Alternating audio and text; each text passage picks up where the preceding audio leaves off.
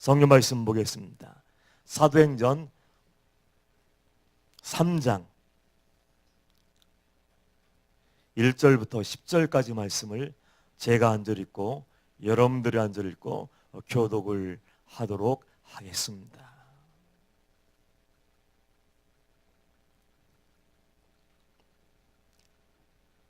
사도행전 3장 1절부터 10절까지 교독을 하도록 하겠습니다.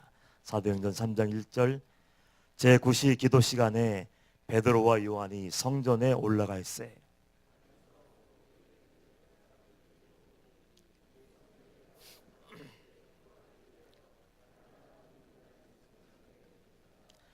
그가 베드로와 요한이 성전에 들어가려 함을 보고 구걸하거늘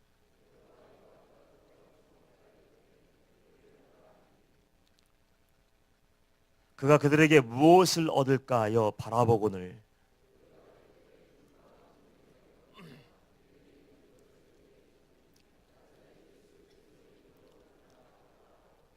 오른손을 잡아 일으키니 발과 발목이 곧 힘을 얻고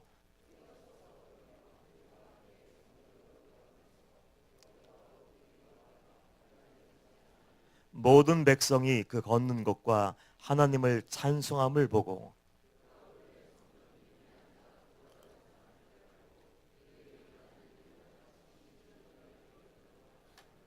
아멘, 아멘, 할렐루야. 이 시간도 하나님이 말씀하시고 성령께서 역사하시고 주님이 피 묻은 손, 못장난 손으로 안수해 주시는 구원의 시간, 은혜의 시간 되기를 축복합니다.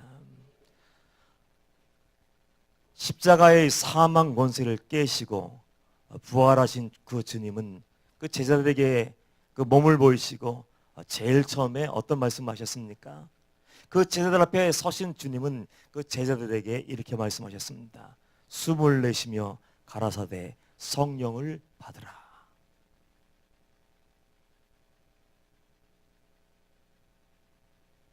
우리가 예수님을 믿지만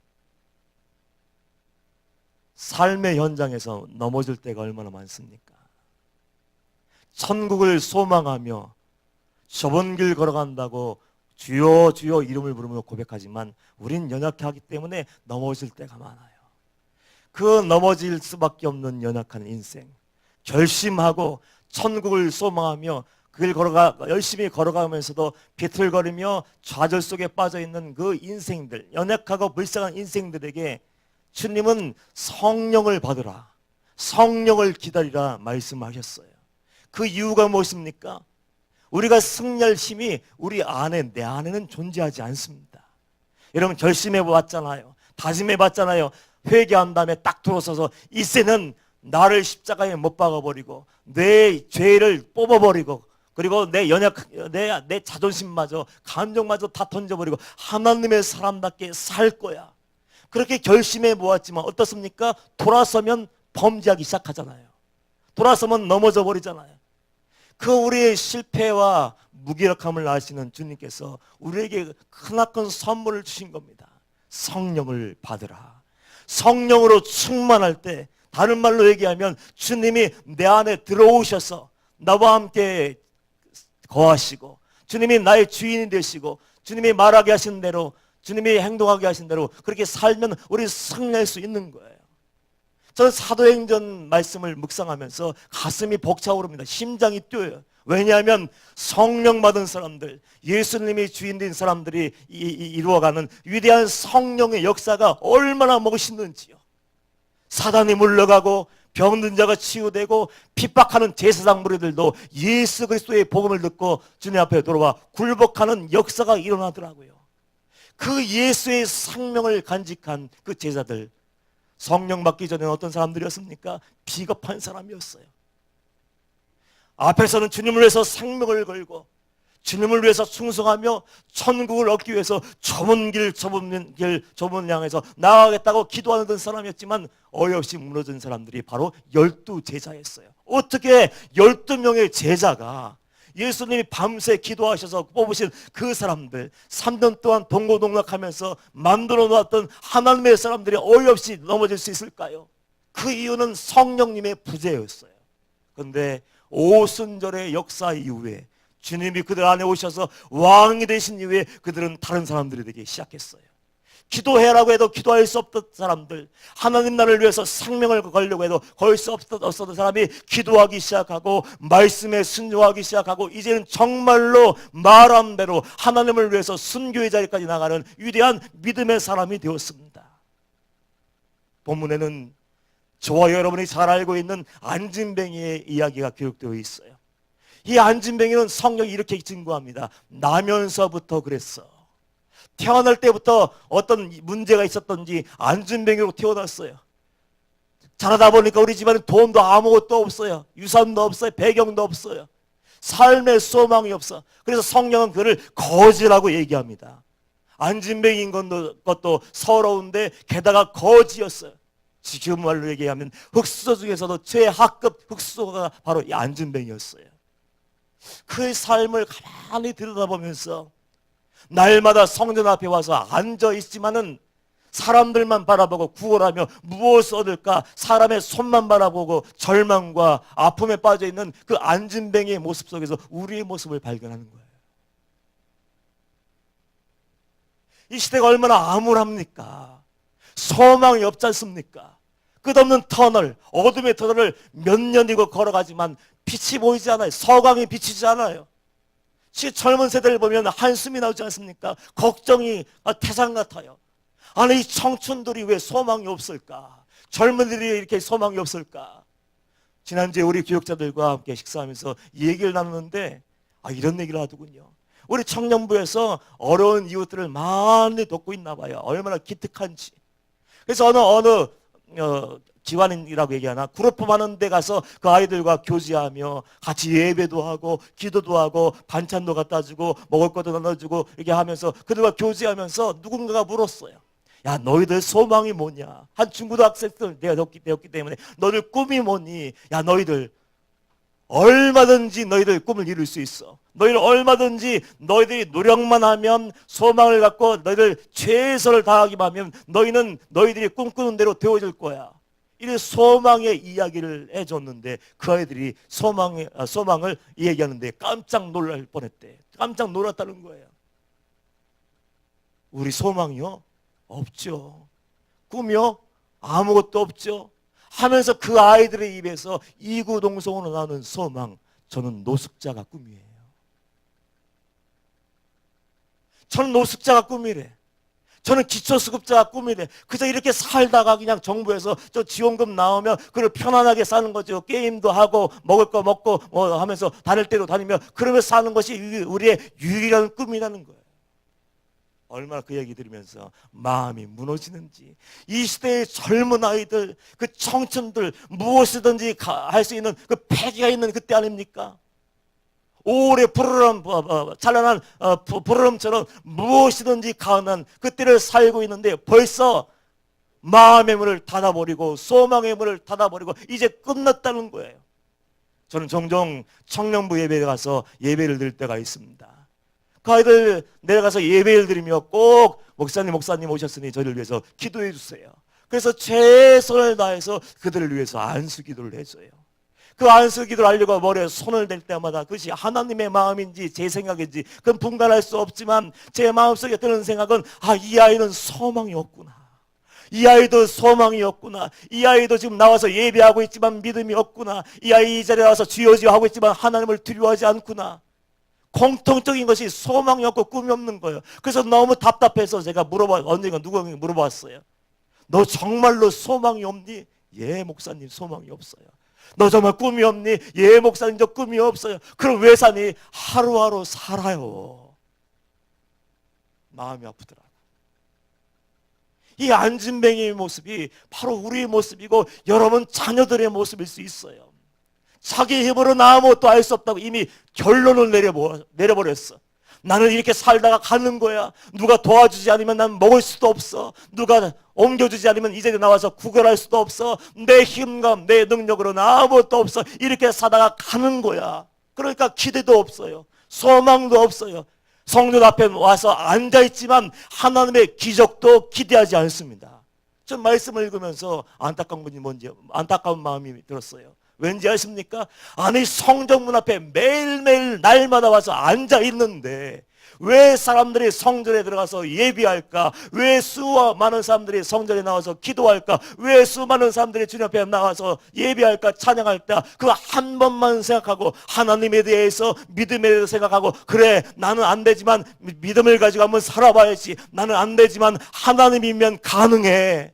그런 믿음을 가지고 하나님께 매달렸다면은 그 인생이 달라졌을 텐데 사람만 바라보고 있는 거예요. 저는 우리 이천방주교회 성도님들 사람만 바라보지 않기를 축복합니다. 사람의 도심만 구하고 사람의 시선, 사람의 인기를 구하지 않기를 축복합니다. 우리 목사님이 저를 만날 때마다 항상 하신 말씀이 평생 잊혀지지가 않아요. 처음 개척교회 나갔을 때 항상 얘기하지만 사람이 없었어요.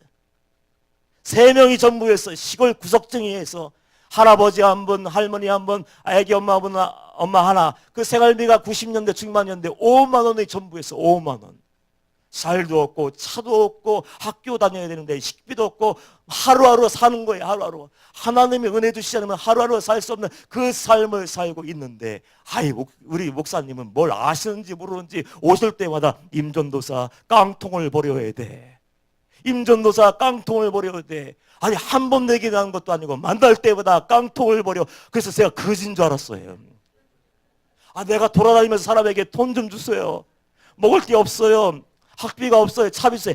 그러고 다니는가? 내가 그러고 있나? 그래서 날마다 그 얘기 들 때마다 회개하는 거예요. 하나님 저도 깡통을 버리게 하옵소서. 아니 얼마나 깡통을 품고 있었으면 우리 목사님 날마다 올 때마다 임 목사, 임전도사 깡통을 버려, 깡통을 버려.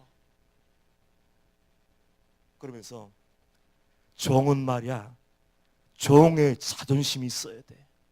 굶어 죽는다 할지라도 사람에게 가서 도와달라고 얘기하지 말고 어려워서 내가 병들어서 죽어간다 할지라도 사람들에게 나 죽어간다고 그 눈물 흘리면서 뭐 좀 달라고 하지 말아야 돼. 죽이든지 살리든지 하나님은 당당하게 바라보고 하나님의 손을 딱 의지하고 주같이 능력으로 버텨내며 하나님 때를 기다릴 수 있어야 돼. 아마 그 시대에 그런 사람들이 많았나 봐요. 종이지만 종이기를 포기한 사람들, 종의 자존심을 다 내어 던져버리고 저 세상 밖에 예수 믿지 않는 사람들과 똑같이 어려울 때마다 사람에게 쪼르르 달려가서 쌀 좀 주세요, 돈 주세요, 뭐 주세요. 그런 사람들이 많았나 봐요.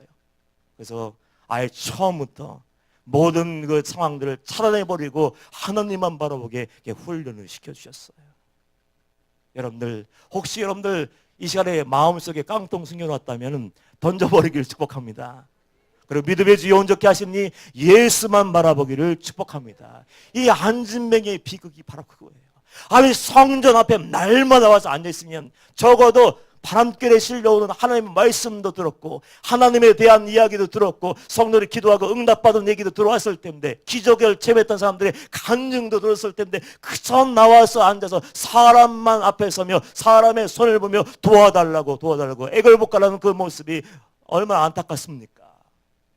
다락방향 방주교회는요 치유가 임해요. 목사님이 입을 다물어라 얘기하지만 정말 얘기하고 싶어 죽겠어요. 제게 찾아와서도 얘기하는 분도 있고 정말 이런 기적이 일어났다고 간증하는 사람들이 많아요. 그런데 그 사람들조차도 다락방에 올라와서 방직교회에 나와서 예배하는데 하나님을 바라보지 못하더라고요.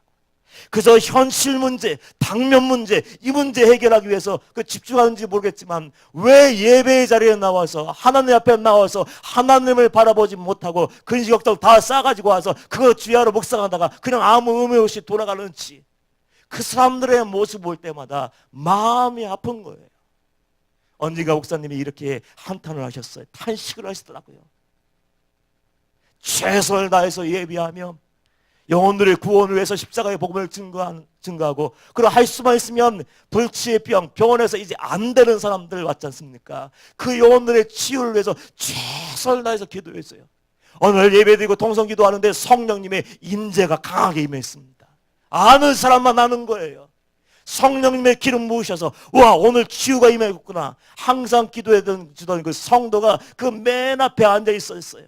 그 성도를 위해서 목사님이 최선을 다해 기도하면서 은혜 몰아줄 수 있으면 몰아주는 심령으로 하나님 이 은혜 다 저 성도에게 주셔서 은혜 주셔서 암덩어리가 다 소멸되게 하시고 하나님의 영광을 보게 하여 주옵소서.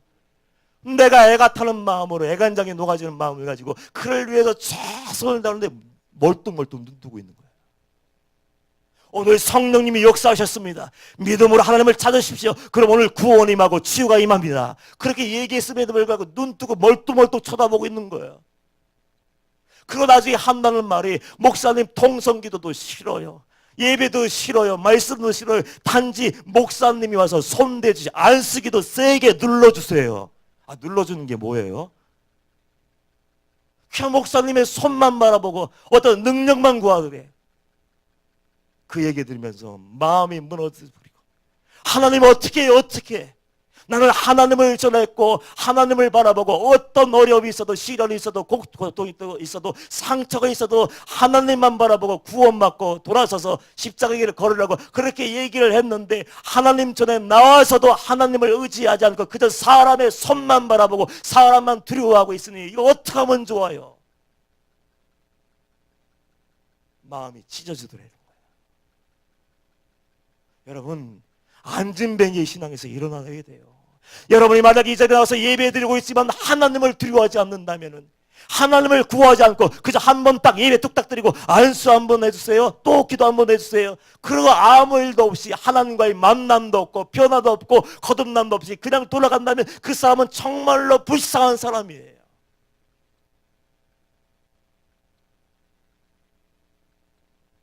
그런 안진뱅이에게 기회가 왔어요. 성령 받아서 주님이 주인 된 삶을 살고 있는 베드로와 요한이 성전에 기도하러 올라가다가 그를 만나게 되었습니다. 우리는 하나님의 사랑을 경험하고 하나님의 은혜가 충만하다면 그 은혜와 사랑을 숨겨놔서는 안 돼요. 그 은혜와 사랑 하나님이 남보다 더 축복하시는 그 어떤 무엇이 있으면 그것을 아낌없이 흘려보낼 수 있어야 됩니다. 그런데 그것만 줘서는 안 돼요. 우리 인천방주교회를 생각할 때마다 제가 얼마나 감사한지요. 인천방주교회는 하나님을 위해서 영혼 구원을 위해서 선교하자 하면 선교의 자리로 달려가고 구제하자 하면 구제의 자리로 달려가고 섬기자 하면 섬김의 자리로 달려가서 아낌없이 모든 것을 다 나눠주고 땀방 흘리며 수고하는 그런 교회의 성도예요. 얼마나 감사한지요. 부활절을 맞이하면서 2주 동안 특세를 했습니다. 고난주간부터 2주간 특수를 하면서 제가 그 시작하기 전에 말씀 중에 이런 얘기를 한 것 같아요.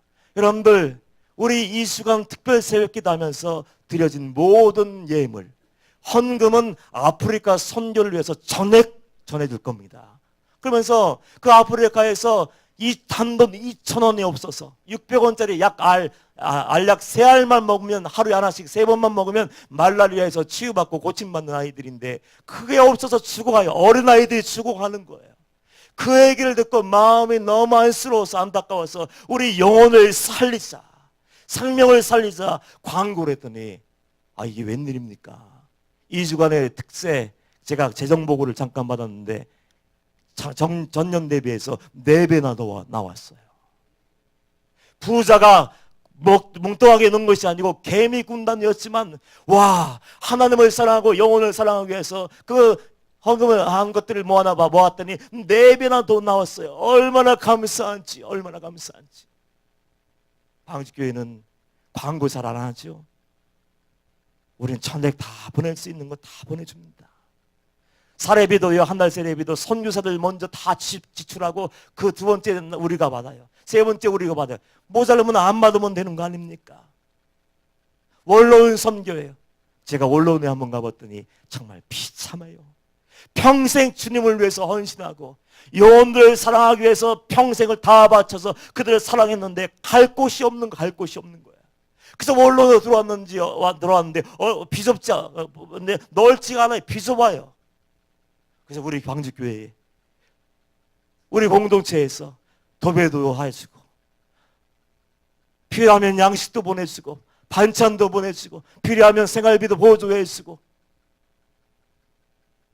하나님이 얼마나 기뻐하실까요? 지난 주간에는 반찬, 주일마다 반찬 섬김하는데 몇 가정이나 되냐니까 거의 80가정이 다 된대.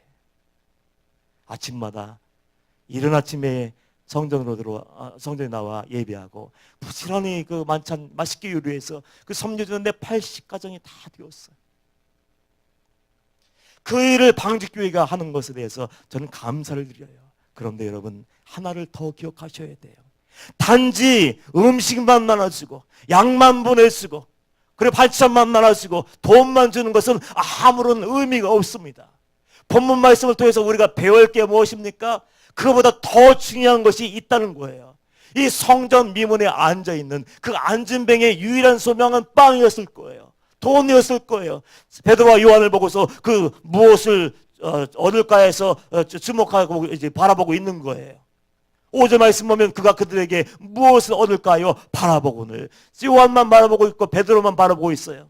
그래서 평소에 베드로와 요한이 있으면 그래 돈 좀 주고 가자, 그래 빵 좀 나눠주고 가자, 그럴 수 있었습니다. 그런데 이제 성령의 충만함, 성령 세례를 받고 오순절의 역사 변화가 있고 이 인생의 왕권이 바뀐 베드로와 요한이 어떻게 합니까?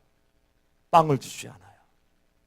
그렇다고 해서 주지 않았다는 것을 얘기하는 건 아닙니다. 그들은 아낌없이 다 나눠졌을 거예요. 그거보다 더 중요한 것이 있기 때문에 그 베드로와 요한은 당당하게 이렇게 얘기하는 거예요.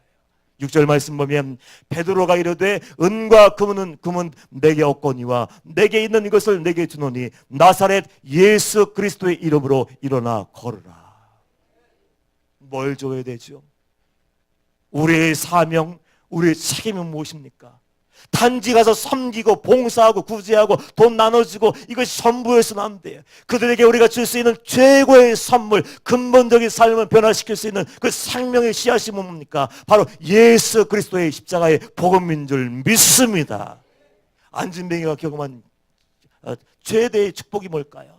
안진뱅이가 체험한 최대의 기적이 뭘까요? 앉은 자리에서 일어나는 거예요? 벌떡 일어나는 거예요? 그게 아니라고 성경은 얘기하는 거예요.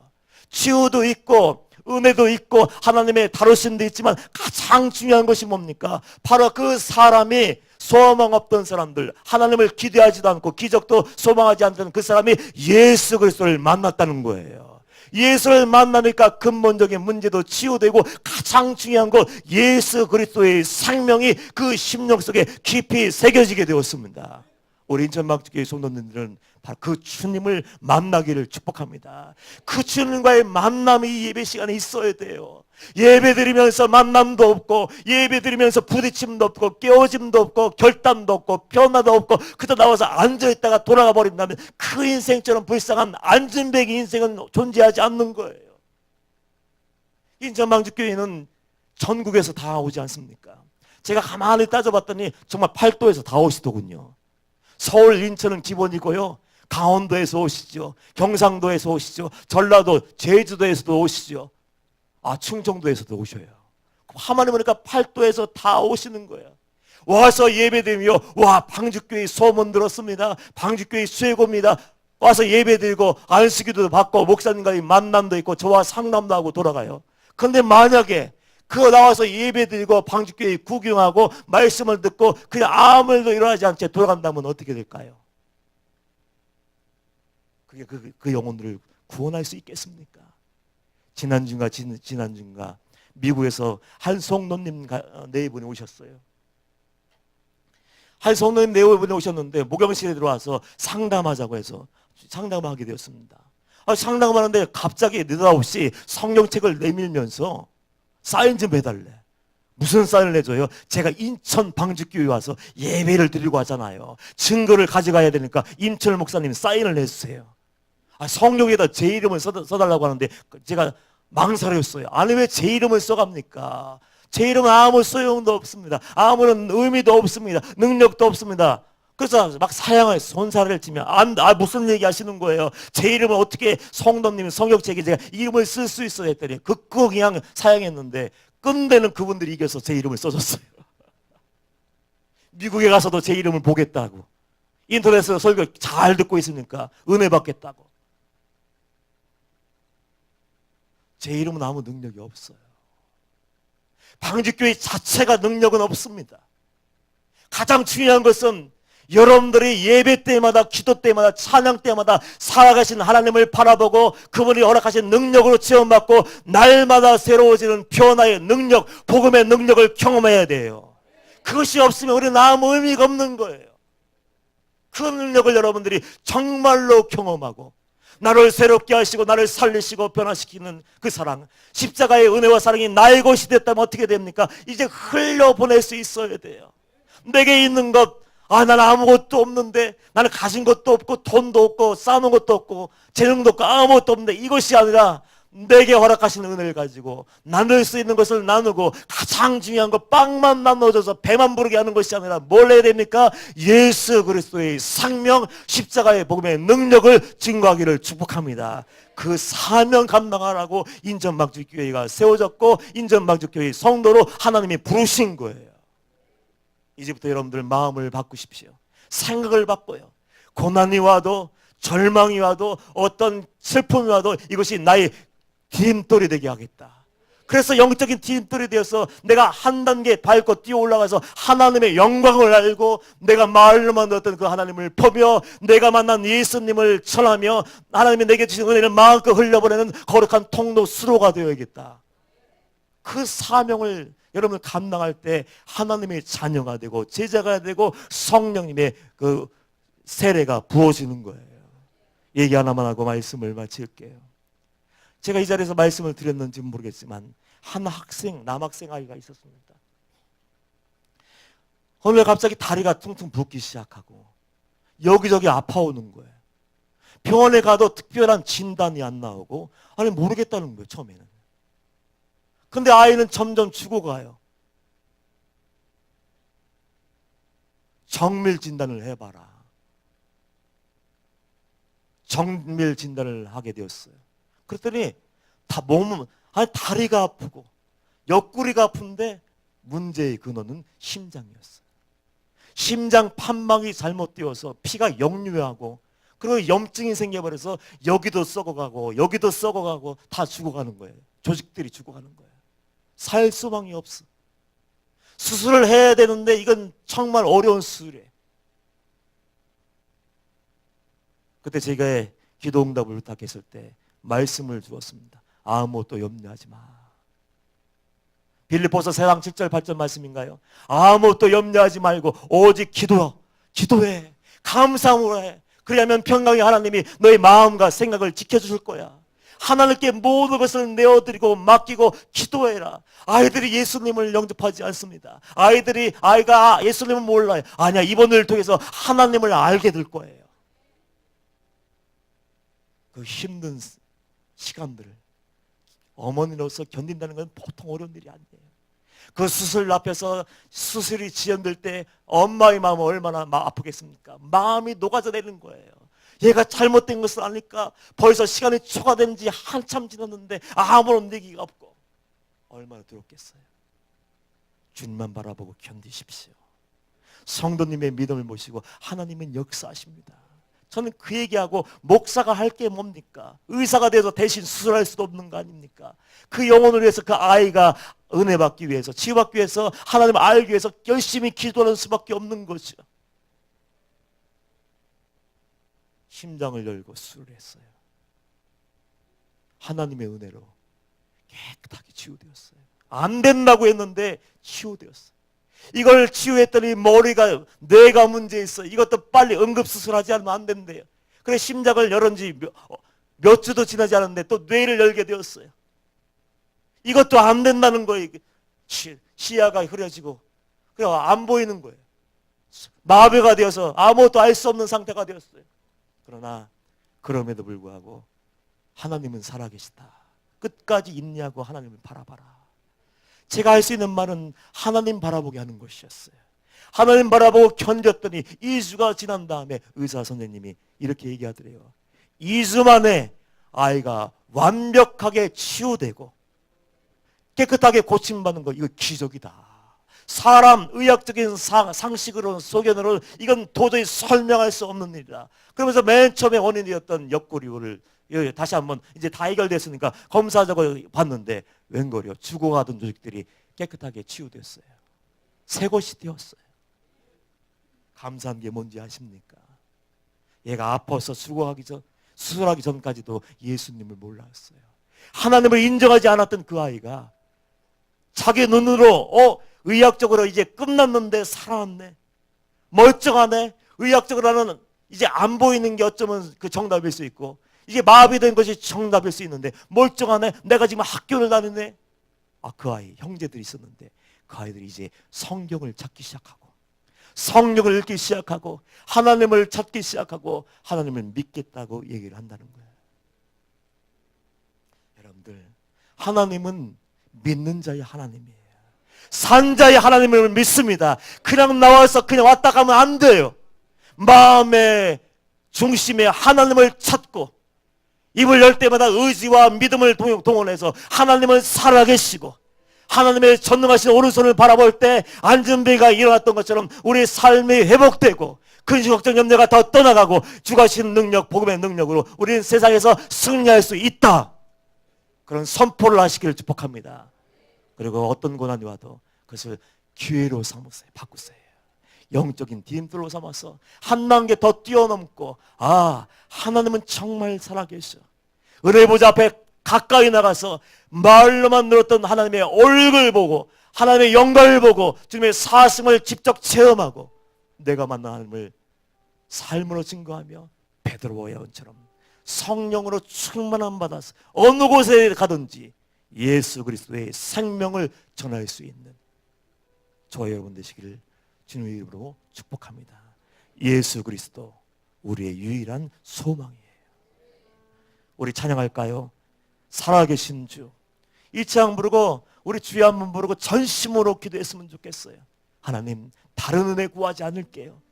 하나님의 살아계심을 다시 한번 알게 해주세요. 내 머릿속에, 내 마음속에, 내 삶 속에 예수의 흔적을 허락해 주셔서 세상이 뭐라고 해도, 과학자들, 의사가 뭐라고 한다 할지라도 하나님만 사랑하며 하나님 말씀만 붙잡고 남이 가지 않는 그 좁은 길, 협착한 길 걸어가게 하여 주시고 마지막 하나님 품에 안길 수 있는 십자가의 군병들, 승리자들 되게 하여 주시옵소서. 예수 그리스도가 우리의 소망이 되게 하여 주옵소서. 찬양하고 주여 한번 부르고 동서 기도하다 자유롭게 돌아가도록 하겠습니다. 살아계신 주, 전심을 다해 찬양하고 전심을 다해 하나님을 찾겠습니다. 찬양합니다.